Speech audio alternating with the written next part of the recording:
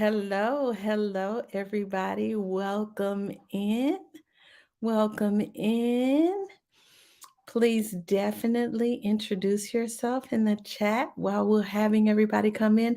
Hi, Anna Marie. Hi, Dr. Michelle. So exciting to be able to say that. Hello.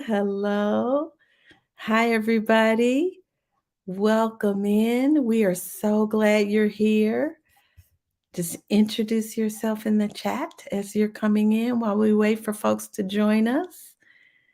Well, we are a little early. We're a minute early, and that's all right. Hey, welcome everybody. So glad to see you. Welcome. Hi, Shanti. I hope I said that, pronounced that correctly.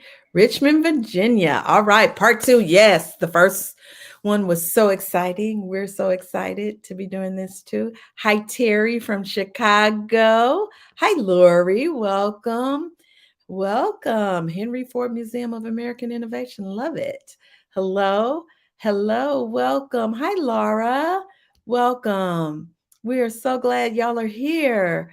Hello. Hi, Maggie. Welcome. You're here in St. Louis with me. Hi, Maggie. Hello. Hi, Juanita. Hi, all the way from Colorado. Welcome, y'all. Hi, Tracy. North Carolina, Winston-Salem, Montessori. Yes. Hello.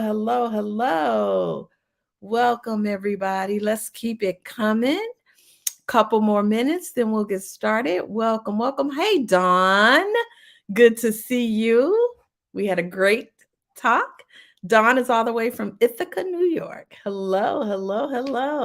So glad you're here. Welcome, everybody. Hi, Nora. Yay. Nora is in the leadership residency with me. Hi, Janet. Hello. Excited to be here, y'all. Introduce yourself, share your name, pronouns, role, organization, and why you chose to be here today. Hi, Mary from Cape Cod. Hello. All right, welcome everybody. Hi, Holly. We're going to get started in really just a few minutes. Again, welcome to Embracing Equity's free webinar series, Real Talk, Real Actions. We are really dedicated to making justice a reality, one honest conversation at a time. And so, what you all are here to do today, this topic is 3 ways to build an anti racist organization. Thank you for coming, and thank you, most importantly, for cultivating this brave space that we have with each other for learning together. So, again, if you're just joining us, share your name, pronouns, role, organization, and your why. Why did you choose to be here with us today? Drop that in the chat for us. Now, before we dive in, I do want to say, I want to address that Daisy Han, our founder, was supposed to be here, but her beloved grandfather just passed away yesterday. And so she's spending this much needed time with family. Please keep her in your thoughts and know that she is very much with us in spirit. All right, we have a jam-packed learning session for you today, and I'm really thrilled to bring on our esteemed guest. But before I do that, we want to start by making a clarification here, okay? We want to clarify the definition of anti-racism, just so that we are all on the same page. For us, anti-racism is the policy or practice of opposing racism and promoting racial equity. Now, some people say racial equity, but racial equality is what people say, right? But we are intentionally centering and using the word equity here because equality and equity are not the same thing. And we'll talk more about that in just a minute. Here's what we say about that, okay? Here's an example. I'm going to give you a real example of the difference between equity and equality. Equality is when everyone begins from an equal place with equal resources, access, and ability to thrive. Equity is when the structures and systems of education, healthcare, power, and politics have been created such that discrimination and bias is not built into the fabric of our society, right? Equality, here's a really good example. Equality is when everyone gets a shoe. Equity is when everyone gets a shoe that fits them, right? All right, let's go again. Equality says that all lives matter. Equity is Black Lives Matter. People from historically marginalized and underrepresented groups matter. All lives have not been valued or treated equally historically, necessitating that that presently we apply differential treatment moving forward. Now let's wait here, because this has been sort of the tug and the pull. When we say that Black Lives Matter, we're not saying that some lives matter less. All lives matter actually came out of Black Lives Matter, right?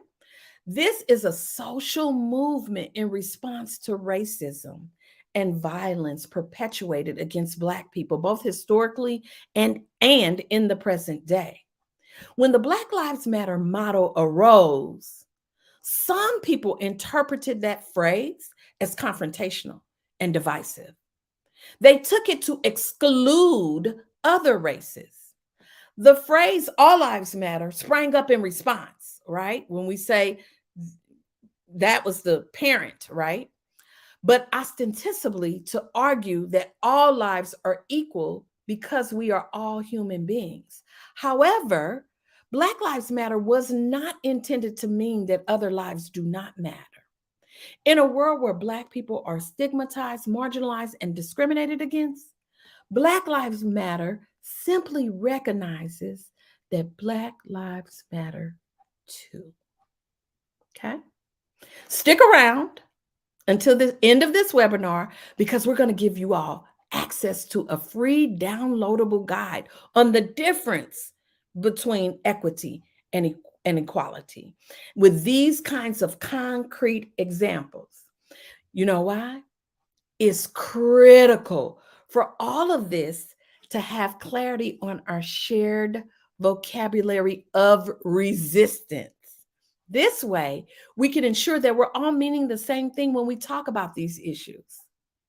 So, spoiler alert, that is the first way to build an anti-racist organization. We need to have clear, shared language. That's it. Clear, shared language. That's the first way out of the three ways, okay? It's critical that we develop shared language so that we can dissect, we can analyze, we can identify, dismantle, and listen to this word, y'all, transform education's inequitable systems. And critical to that process is the ability to shift from using other people's definitions of keywords like race, racism, and equity to making meaning and internalizing these concepts for ourselves. So here we go. I'm going to ask you, how do you define equity? Drop it in the chat for me. How do you define equity? Drop it there. Drop it in the chat. All right. Way number one, clear shared language. Now, you didn't come here just to hear from me. You came here because I have some amazing panelists who are joining me. So joining me and us in this conversation are three leaders who have completed the transformative year-long Embracing Equity Leadership Residency.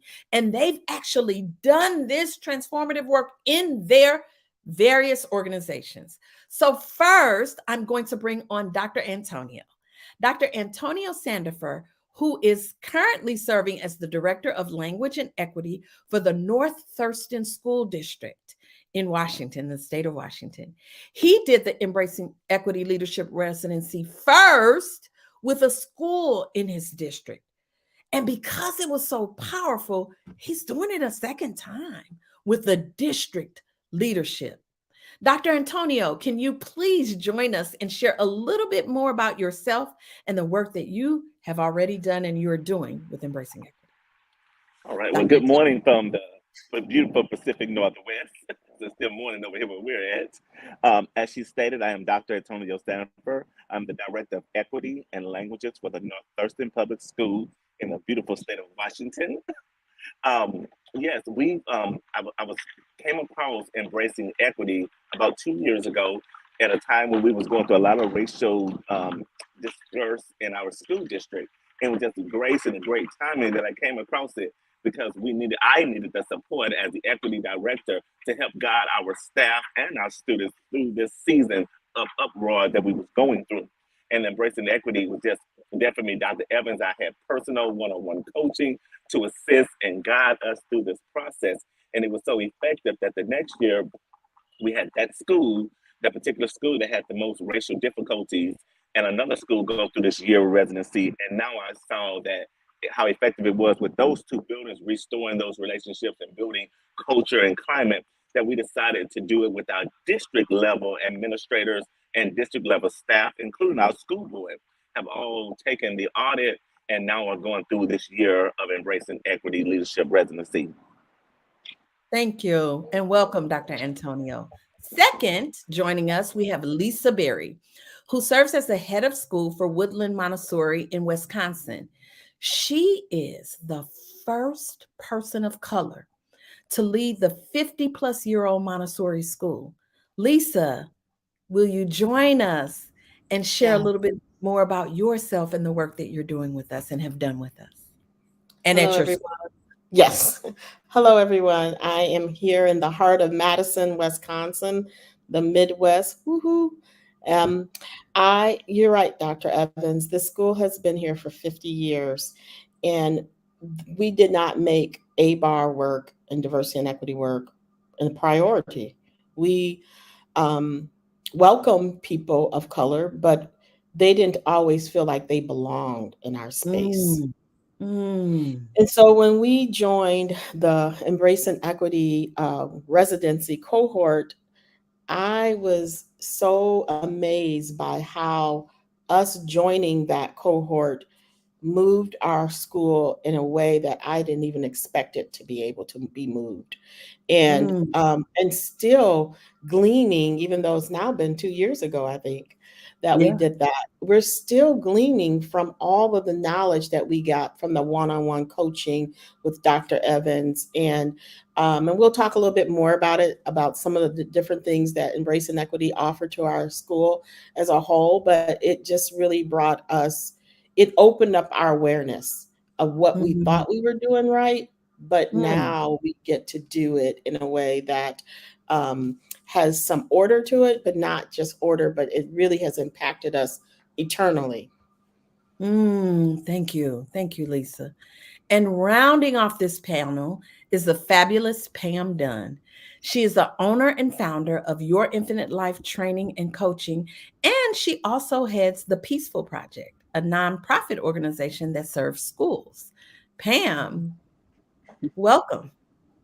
Thank you. Thank you.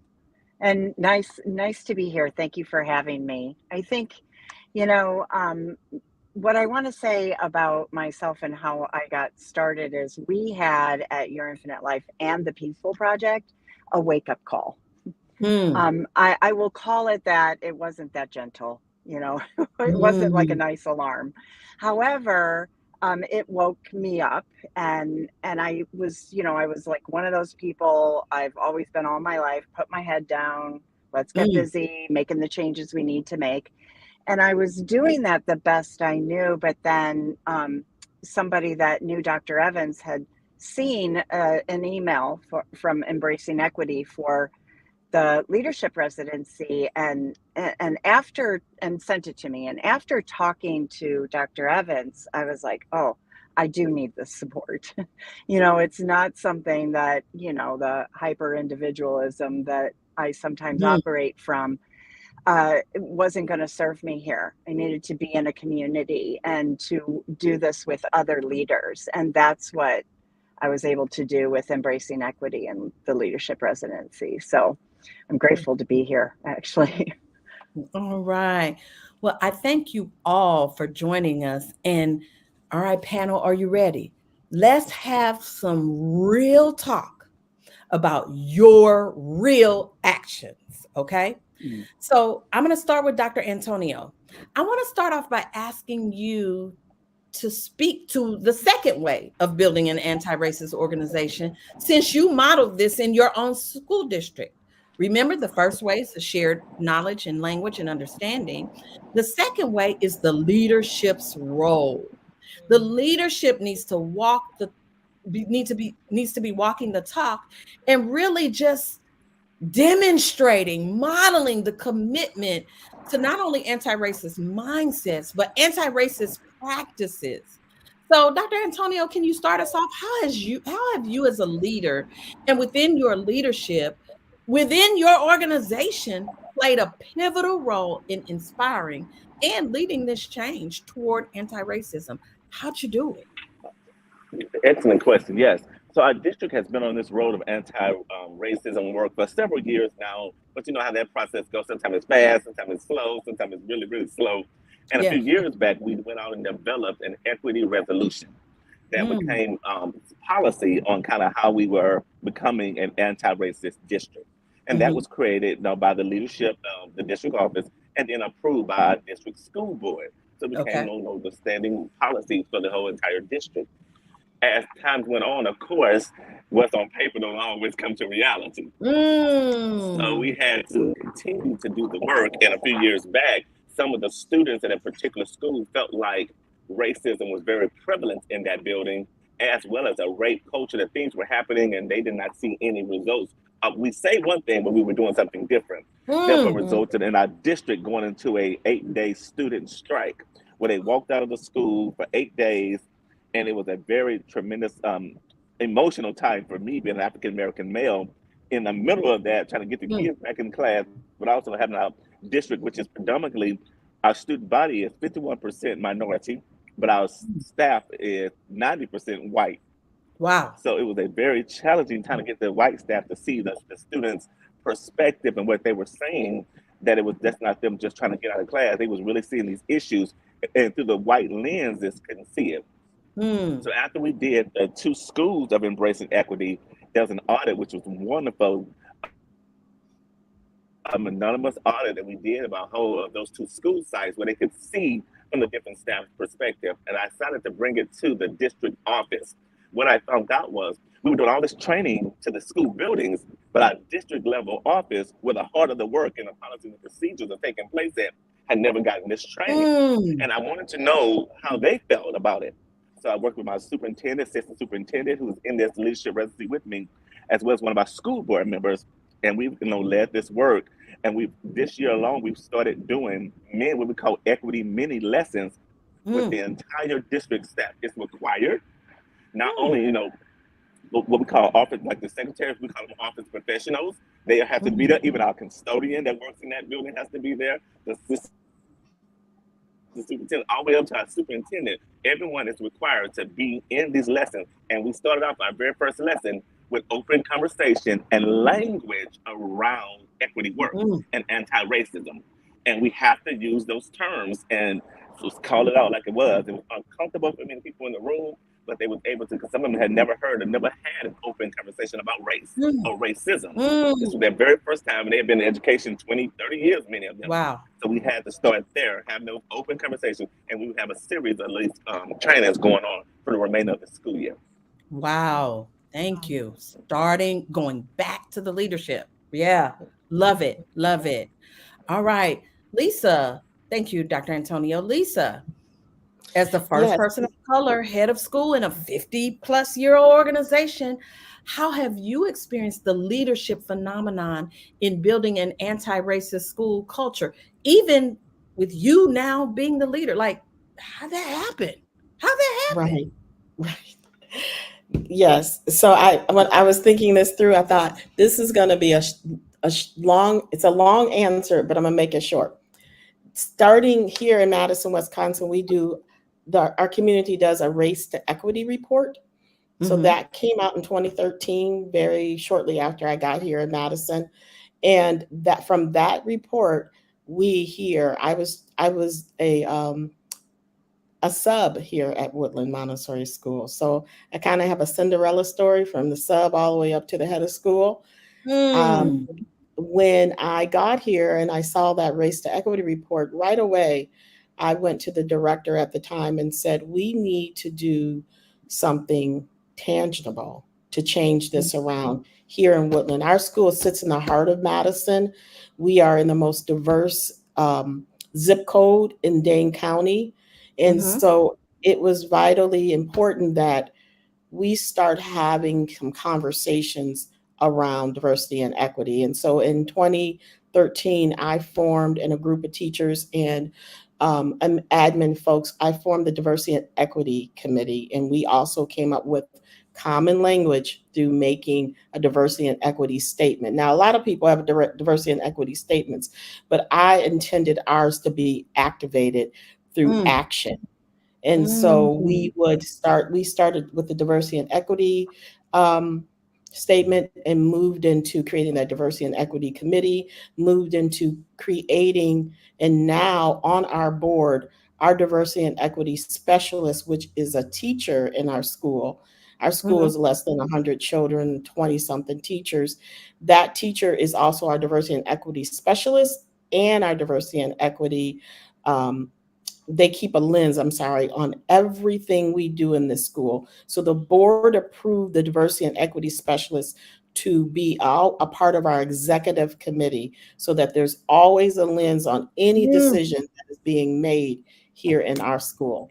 The other thing we did was truly a game changer, as you mentioned, is that doing that Embracing Equity cohort residency. And I know we'll talk a little bit more with your scaffolding us, Dr. Evans, and a game changer for me with the board once I moved out of being a sub and moved into the head of school was you gave me one of those one-on-one coaching sessions to meet every week with our board president.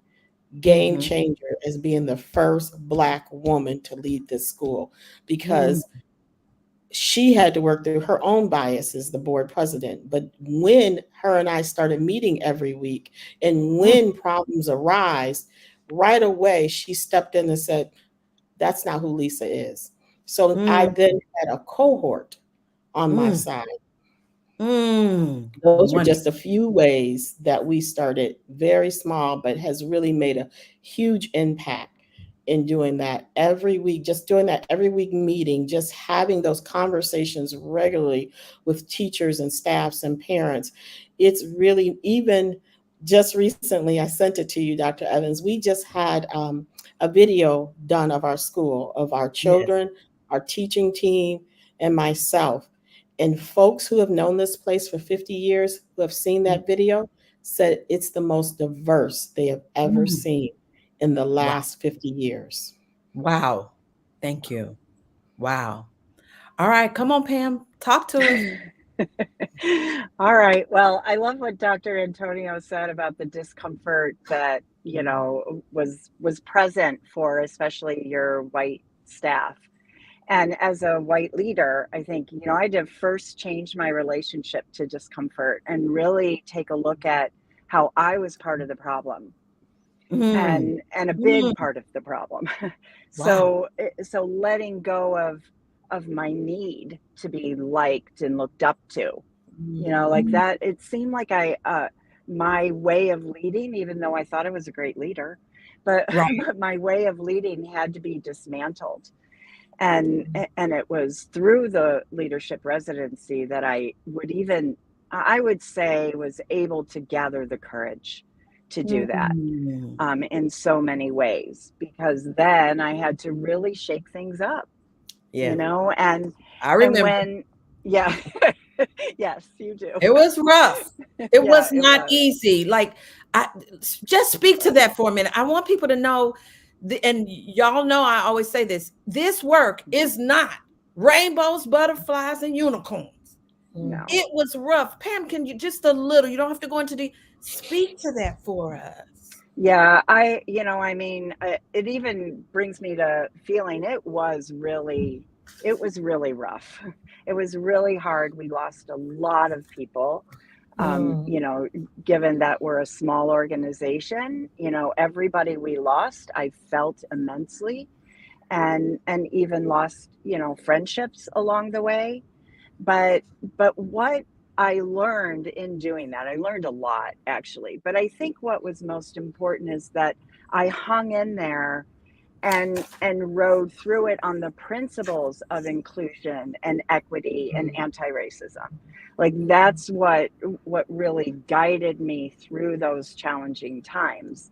And as you said, it was not the talk that made the difference at all. I could, we could print out and talk of some really nice values, which we had, but it was the action that really started making the difference. And I think, even in, I say this was my last sentence on what the leadership brought me when we were all gathering for our last time. And it really is, I think about it all the time. And that is that I risked the thing I was most afraid of losing. And as a result, gained the thing I didn't know was the most important. That's powerful. Yeah, it's been amazing. Powerful. It's been amazing and harder than anything I've ever done. And I've had 3 kids. So love it. All right. Finally, we have our third way. So first way, shared knowledge and language most importantly. Second way, leadership. How do we support our leadership in doing this work? Leading, owning it, not having buy-in, owning it. And the third way is around data-informed strategies and success metrics, right? Not just having the data, how are we monitoring and measuring? A lot of times when people hear diversity, equity, inclusion, belonging, I have a push here.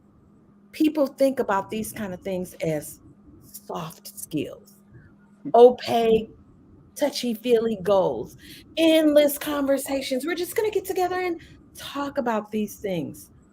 Book studies. We're just going to read a book here or there. Yep, I said it.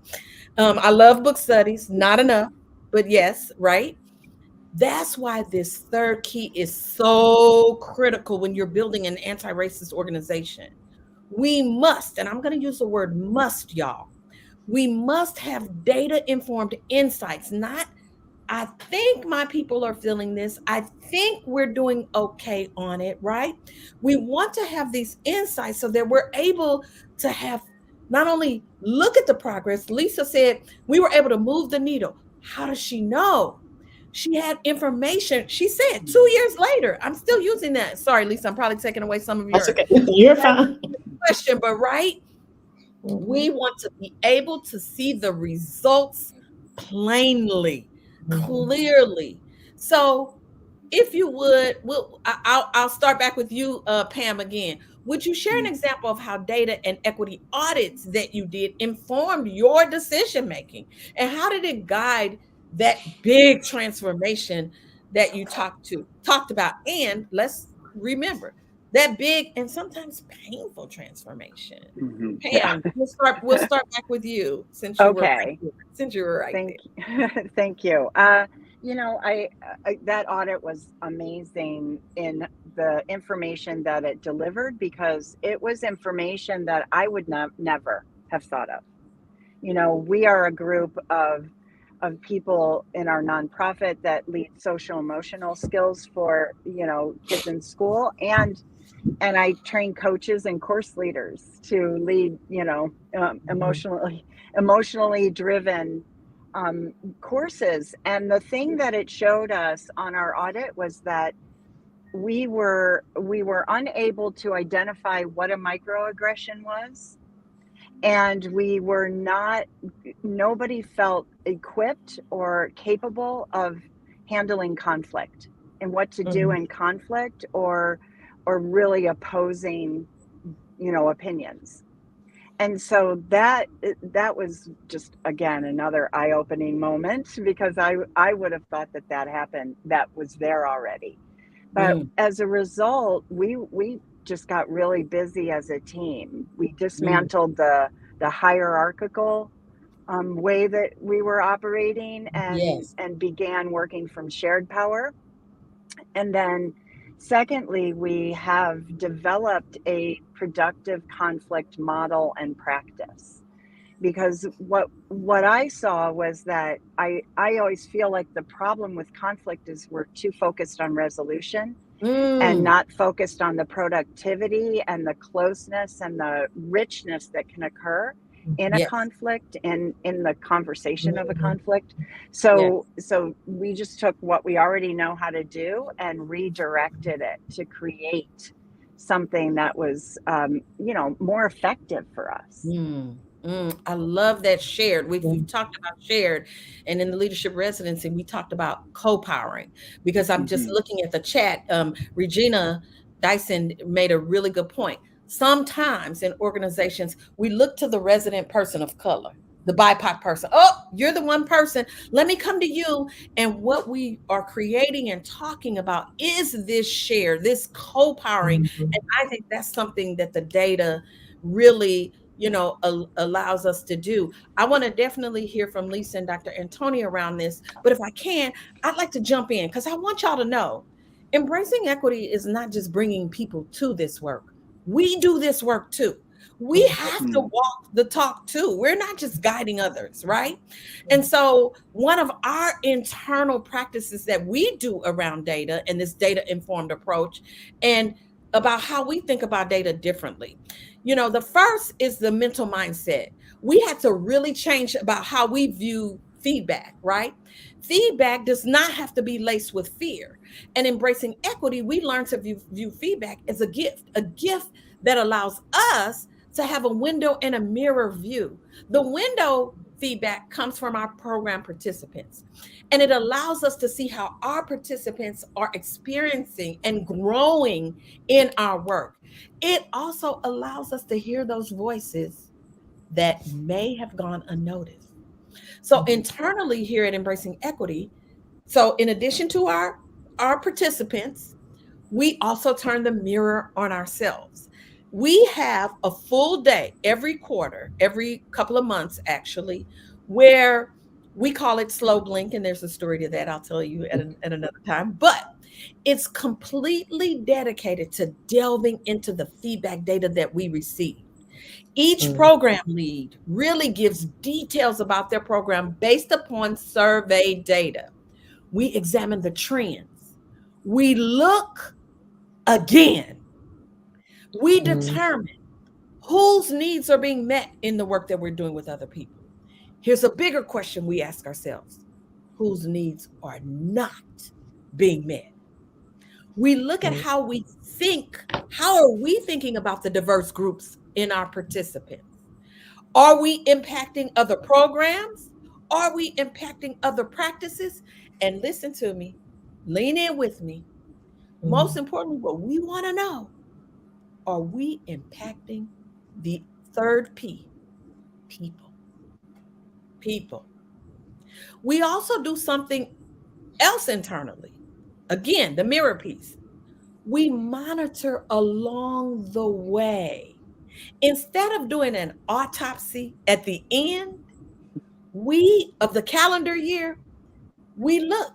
Because if we do an autopsy at the end, we can't pivot along the way. And we don't notice when harm is done, so that we can repair that. We look at ourselves. We ask ourselves first. We do a lot of self-reflection and Embracing Equity.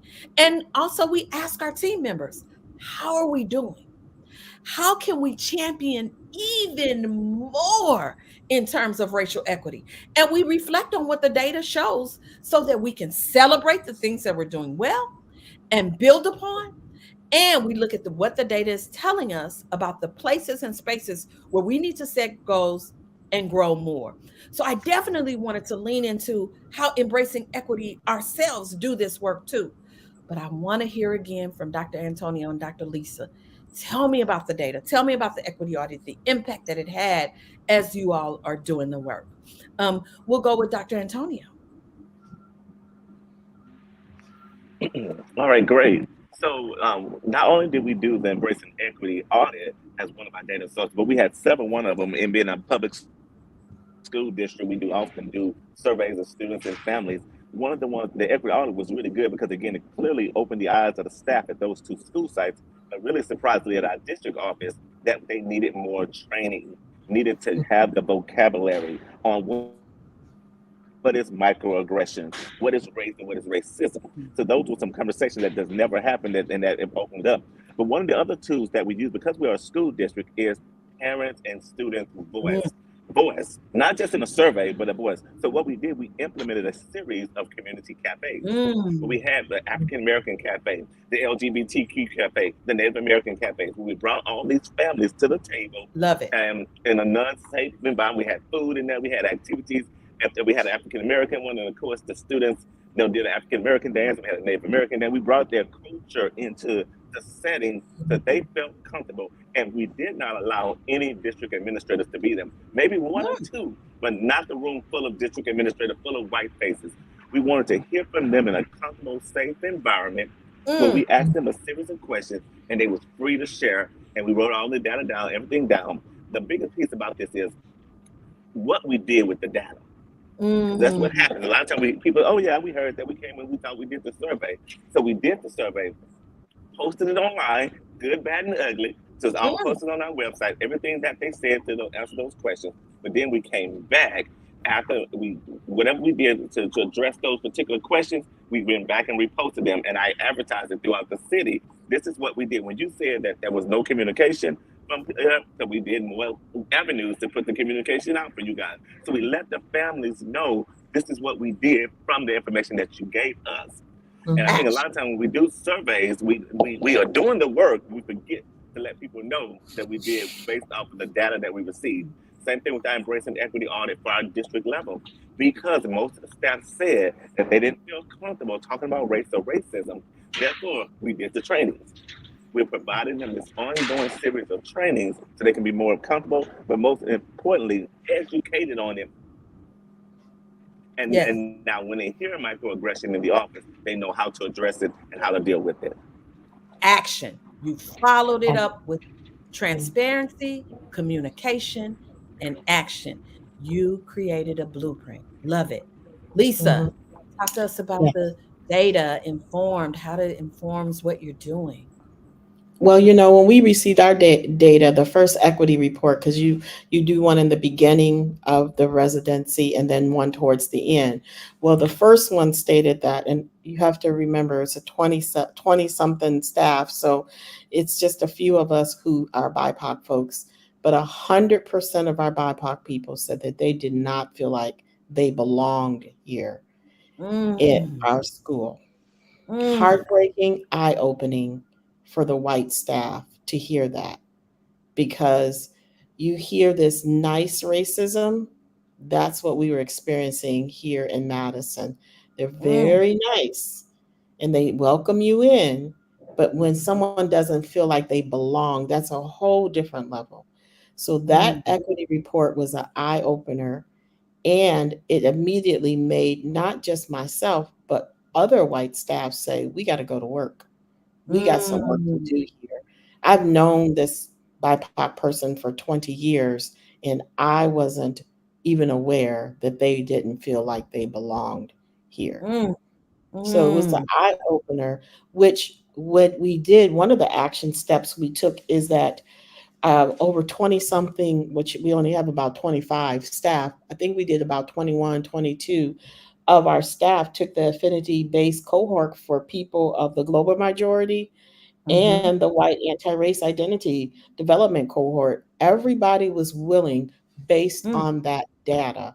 And from that data and taking those cohorts, we started having real conversations. And we formed a BIPOC affinity group, very much like you, Dr. Antonio. We had the BIPOC affinity group, but what we did was we had discussions on just the daily pressures of being in this space, felt for us BIPOC people. And, we would take notes, and I say, I wasn't the director. What do you want for me to take back so we can have a discussion with the director and take next steps to make you feel like you belong here? Not just like, giving you a card for a massage or, Yes. giving you a day off, but actually taking steps to help you feel like you felt welcome. And it varied from each person. Some people wanted us to have that real conversation with one of the teachers that they worked with. And the Yeah. teacher was not aware that they were making that staff person feel like they didn't belong, but was open to hear because of being a part of that cohort, because they knew that they may have been a part of the problem here at our school. I have to say that. And then we also have, very much like your parent cafe, we have what we started a parent empowerment group. We call it PEG. And we have the parents who are either BIPOC parents or parents of BIPOC children. There's a lot of transracial adoptions here in Madison, Wisconsin. So that filters into my school. And so having those parents come, setting up where they have childcare, having private space to have real conversations and real activities based on what they're asking for. Those were things that came out of the audit that we do here now and still do. And, we change it up from time to time, but it has been what I call a game changer. And people even the first PEG group we started now, a few years back, those folks have moved out of our school, but they still stay connected in the community. Wow. Wow. Wow. Amazing. Amazing. All right. Well, I know that this is a webinar, but we're going to open it up for questions from the folks who have joined us. If you have questions for any of the panelists, if you would drop it in the chat, and some people are sharing resources. Amazing. If you would drop it in the chat, we're going to have the panelists, any of us, answer some questions that you might have, and then we'll end it up with final thoughts from the panelists. So, questions for us, will you drop them in the chat? Questions for any of us. You can ask everybody, one person, or yeah. Holly just made a comment, surprised at how many Montessori schools are represented here today. I'm happy about that. Happy about that. Any questions? Lisa Michelle is asking, I'd love to have more specific ideas of how, there it is. There it is. Thank you from Michelle. Yes. Sure. We have had some, conversations, an open door policy I have provided here, and the diversity and equity specialist has provided those opportunities.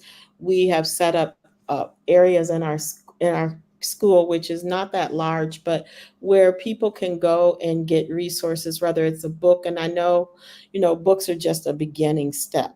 But actually, right now, one of my staff members are reading Nice Racism. And I think it's, Nice Racism. And they said it is overwhelming. So we weekly get together and have conversations on the book and what are they experiencing and how that's making them feel, and what is some steps that they would like to take to help those in our community feel like they belong. And it has really, they're shocked because they always say, you're always so busy, but I'm never too busy to change our community around. It's so important to me that folks feel like they belong here, and letting people in the community in our school community who haven't had a voice, now amplifying them to have a voice and making assured that they feel like this space is also a part of their space. Awesome. Awesome. Another question. Terry's asking, anybody want to take that one? What do you do to take care of yourselves when the work is the hardest? Take a day off. Yes. Yeah. I think for me, I definitely have developed friendships that you know, I get people I can go to speak and to, you know, download, to just be with. Yeah. Yes. Yeah. What else? Definitely for myself, it's this work is very challenging and difficult, especially being the black face of the work always.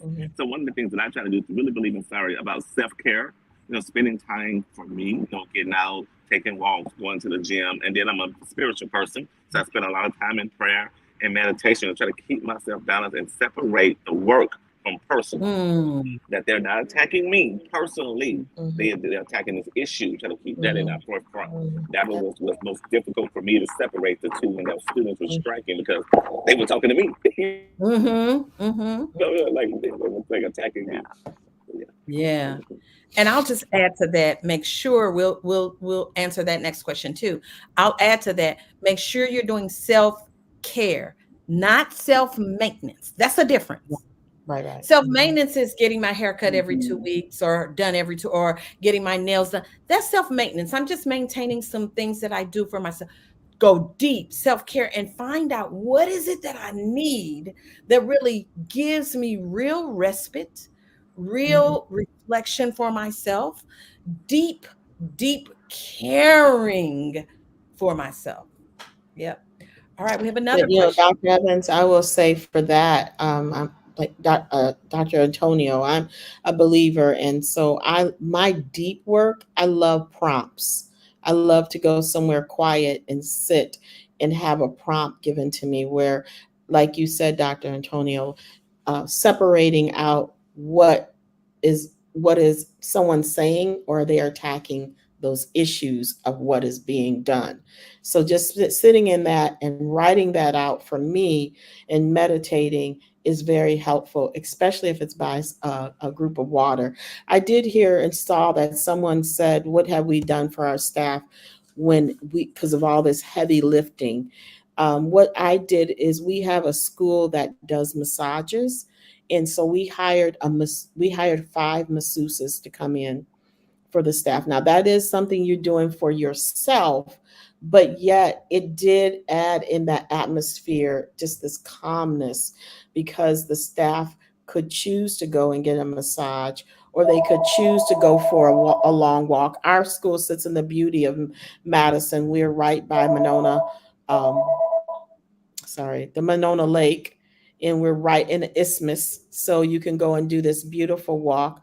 We did some social justice work where you could listen to the podcast and walk around our neighborhood, which is very beautiful. We're right by the Capitol, and it was just speaking some social justice issues and things that they could do, some really tangible things that our staff can do. And we hired someone in our community to do that work for us.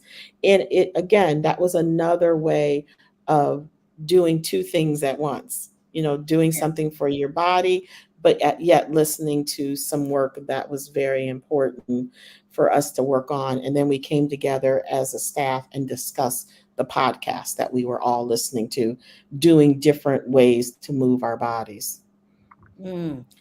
Okay, we're missing some of the questions, but Lisa, you kind of started answering. Somebody said, how do you compensate your staff monetarily or otherwise for doing some of this emotionally heavy work? And I think you spoke to some of that in that answer. Anything else you'd like to add, Dr. Antonio or Pam, about how you compensate your staff for doing some of this work?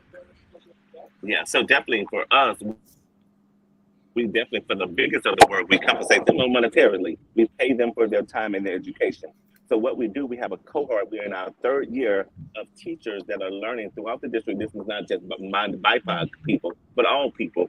All teachers in our district are learning how to become ethnic studies teachers, which is done after school, after hours. Of course, we pay them for that time. Also, in our equity audit, we realized that many of our people at the district office did not feel like they was recognized for their work. They didn't feel valued in the work that they're doing. So we started doing more recognition as a way of, like, it's not saying paying them money, but more recognition. Where now we do monthly person that we recognize in our newsletter that go out to the whole entire district. Each director goes to somebody each week in the building and recognize them for their hard work that they've done. We just did a lot more things to recognize people for their anti-racist work, but even just for the work that they do on a day-to-day basis. That's that Small sense little things. of belonging. That's equity too. Do I belong here? Thank you. Pam, did you want to speak to that? Or I think we're set up a little bit different. Because you're not and a school. Yes. yeah, and because my coaching company are independent contractors. So, I will say that it's a little bit different in that it's a requirement to do this deeper work in order to be a certified coach. Yes. And so the benefit is theirs. The hard work is the payoff, honestly. Yes. So, I think that as a company, we've gotten to that place inside of ourselves, so we can really speak to that now and really share it as a benefit. Yes. Not as a chore. Yes. All right. The other thing I saw, a really quick question, this is it. Is it too small? I want to say my nonprofit has 2 people on staff. And so it is definitely there is nothing too small. If it would have been just me, it would have not been too small. Lisa, what about you? You have a fairly small school. What do you feel? Yes, compensation wise, like we have 3 missions. Oh, now what was it? Go ahead. I'm sorry. Is there such thing as a school company that's too small for this process? Absolutely not. If it was just 2 of us, we still would have done Embrace and Equity residency. We would have still continued to do the work. It all really started small, even though we're not that big of a school. We're children less than 120 something, less than 25 staff members. But to me, if you go and look at Wisconsin's racial equity report, it doesn't. We should all be doing the work. If we change just one person, one family, one child in doing all of this work, then we could change Madison by just touching one person. So it's never too small to start doing this work. It may be uncomfortable. It's going to be uncomfortable whether you have 2 people or if you have 200 people, but it's always necessary to do this work. Love it. Love it. One more question. We'll take one more question and we'll wrap. What individual work do you continue to do as a leader to keep sharpening your equity lens? What are you doing as a leader? I'll take that first. Okay. Well, as Dr. Evans has alluded to, this is my second time going through the residency because I think it's important that I continue to educate myself and as situations, different things arise, to listen and glean. We have a day of what they do, a problem of practice, where you just come in and with other professionals that's doing this work and share your issue, your problem that's going on, and glean from other people as how they might to give suggestions on how to deal with that situation. Of course, in my line of work, I also lead a lot of the book studies that we're doing throughout the district. But I think it's so important that you take time to do it for the work for yourself to continue to grow in it. Get your own mentor like Dr. Evans. Thank you. Everybody can't have our Dr. Evans now, Dr. Tony. Lisa doesn't want to share, right? I'll share. We'll share. All right, Lisa, what, or Pam, whoever wants to go first, what individual work do you do as a leader to keep sharpening your equity lens? Pam, let's start with Pam. And then okay. I think about when we had our first conversation, Dr. Evans, and what you so eloquently stated, and this is how I operate now, is that my equity work is not something on my plate. It is my plate. And so everything that I'm doing, I am focusing on looking at it through that lens. And so as a result, we have 5 cohorts that everyone has to participate in, at least one of them. And I participate in them as well. I lead one, but I participate in them as well. Love it. Especially the community accountability for white bodies. Like I'm always in that one and holding myself accountable and allowing myself to be held accountable. I love it. Remember the second way, leadership. Leaders need to walk shoulder to shoulder with their folks in this work.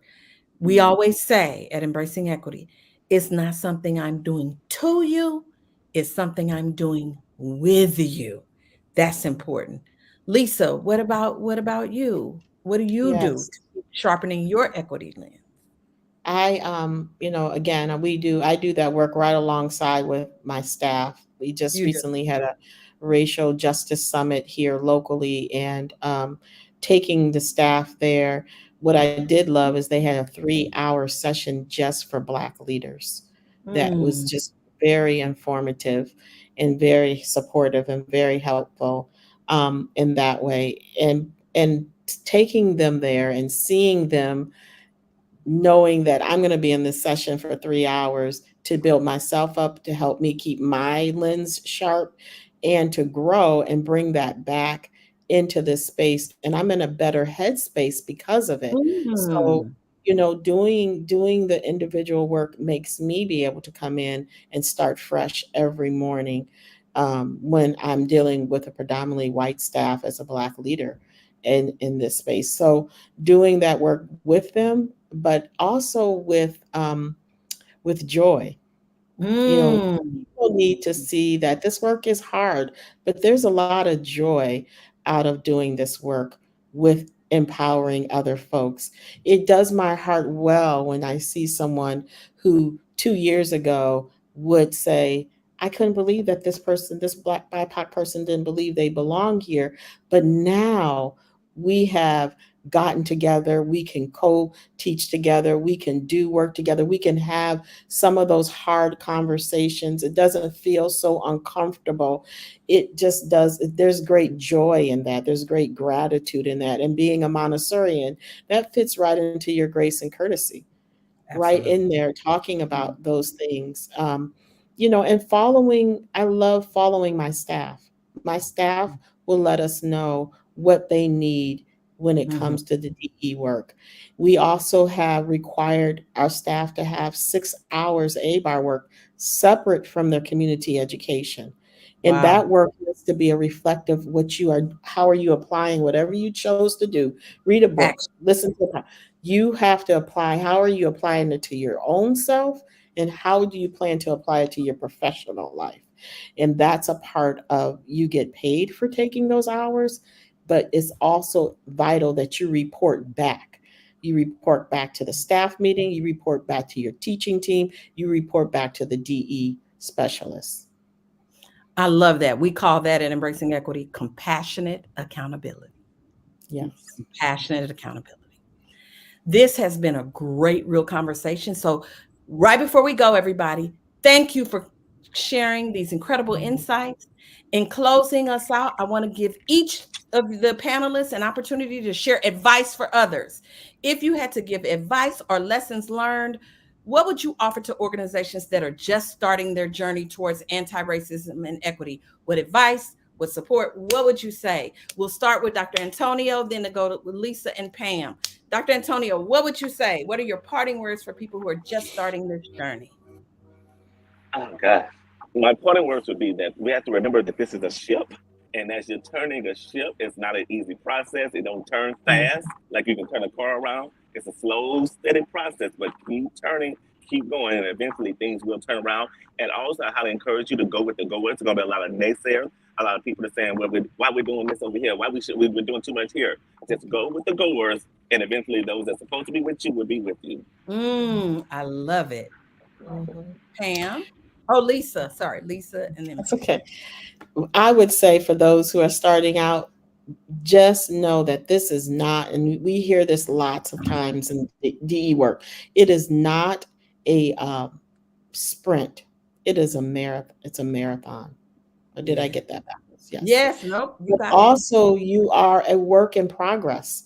Remind yourself that you are going to make mistakes. You are going to say the wrong things, but you'll need to take that moment, learn from that moment, and get back up and know that. And I say to myself all the time, I am a work in progress. I say that to the Mm. staff.